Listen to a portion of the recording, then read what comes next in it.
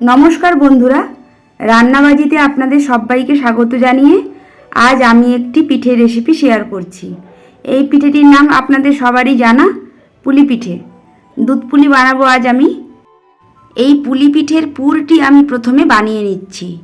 তার জন্য নিয়ে নেব একটি কড়াই, তাতে কিছুটা জল দিয়ে দেব এবং গুড় দিয়ে দেব। যেহেতু আমার কাছে নলেন গুড় বা ওই লিকুইড আখের গুড় নেই, তাই আমি পাটালি গুড় দিয়ে পুরটি তৈরি করে নেব। যার জন্য প্রথমে একটু জল দিয়ে গুড়টিকে ভালোভাবে মেল্ট করে নিলাম, গলিয়ে নিলাম। এরপর দিয়ে দিলাম কোরানো নারকেল। একবার ভালোভাবে মিশিয়ে নেব। সাধারণত আমরা পুলি পিঠের পুরে গুড়, নারকেল এবং একটু এলাচের ব্যবহার করি, তবে আমি এই পুরে খোয়া বা মাওয়ার ব্যবহারও করেছি। খেতে খুব ভালোই হয়েছে। আপনারাও একবার এইভাবে বানিয়ে দেখবেন, আশা করি আপনাদেরও ভালো লাগবে। পুর আমাদের তৈরি হয়ে গেছে। আমি একটি অন্য পাত্রে পুরটিকে ঢেলে নিলাম। এরপর নিয়ে নিলাম আবারও একটি কড়াই এবং তাতে দিয়ে দিলাম আন্দাজ মতো জল।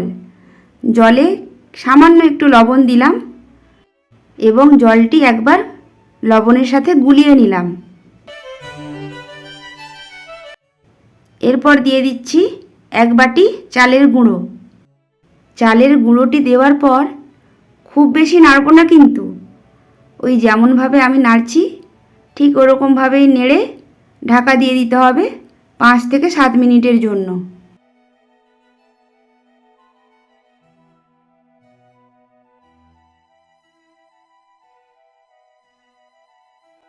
পাঁচ থেকে 7 মিনিট পর যখন আমি ঢাকাটি খুললাম, তখন দেখলাম চালের গুঁড়ো কিন্তু আর চালের গুঁড়ো নেই।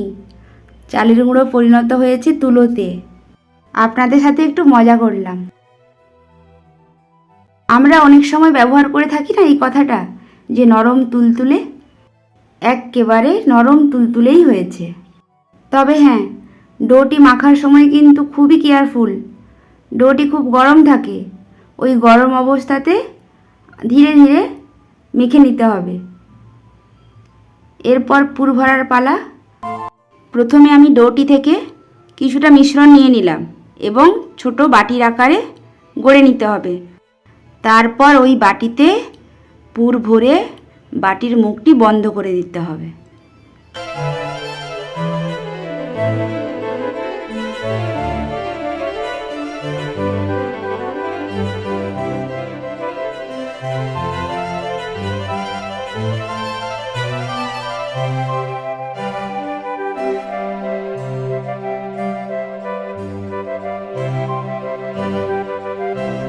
এক এক করে সবগুলো পুলি পিঠে আমার বানানো হয়ে গেছে।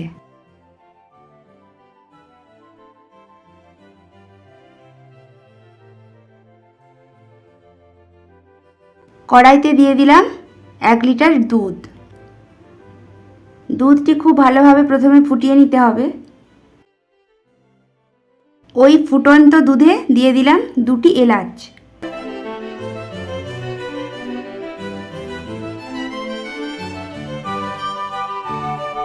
দুধ যখন ফুটে আসবে তখন দিয়ে দিচ্ছি হাফ কাপ চিনি।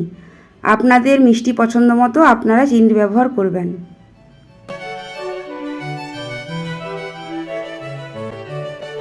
তারপর দিয়ে দিচ্ছি বাঁচিয়ে রাখা বা বেঁচে থাকা কিছুটা খোয়া ক্ষীর।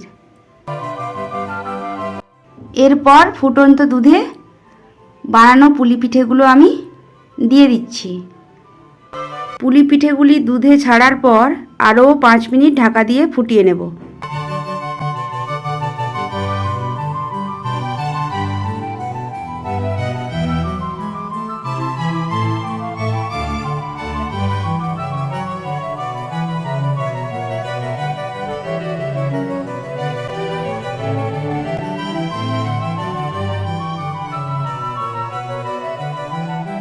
আমার এই পিঠের রেসিপিটি যদি আপনাদের ভালো লেগে থাকে তাহলে অবশ্যই চ্যানেলটি সাবস্ক্রাইব করে পাশে থাকবেন।